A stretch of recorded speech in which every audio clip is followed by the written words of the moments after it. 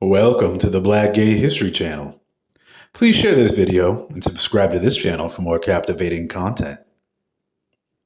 I found pure gold on the LGBT Colombian History Wikipedia page. We knew that African captured people were tortured and forced to work by the European colonizers all over the Americas, but the extent of homophobia these captured Africans and Native Americans experienced is so underrepresented in common conversations about the African colonial experience. Just when we think about how much gay Africans suffered, I find even more stories. This is significant for Black gay people in the Americas, especially because Colombia is the third country with the most Black African descendants outside of Africa, the first two being the US and Brazil. As the Spanish conquistadors of the 16th century or the 1500s were taking over and conquering the native people of the Americas, including Colombia, they were recording their actions for wiping out the indigenous Colombian peoples, particularly who were located at the Darien Gap, who had been sleeping with men, as well as people who were born male dressing in women's clothes. Because these acts were punishable by death in their country in 1513, they burnt many of these native gay and trans people alive. But of course, they were also capturing Africans and bringing them to the Americas, and many of these African people groups were also openly in homosexual relationships, even in the New World, Colombia.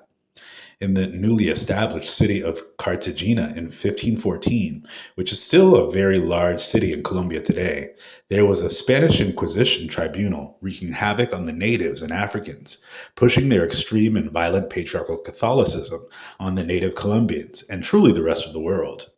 The Historia General y Natural de las Indias is one of the earliest written accounts of life in the Americas from the European perspective, capturing the history of the times. And in an extended quote from 1514, they specifically talked about the gay Africans that were tortured by the Spanish Inquisition.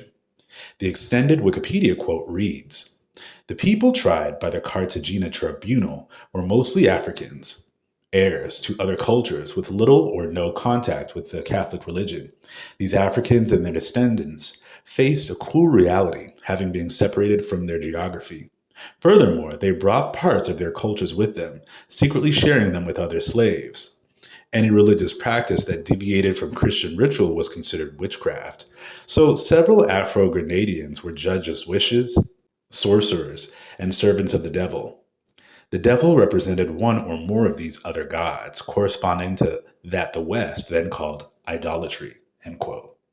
So the Spanish colonizers in the Americas made it very clear how they treated gay people, enslaved Africans, over 500 years ago.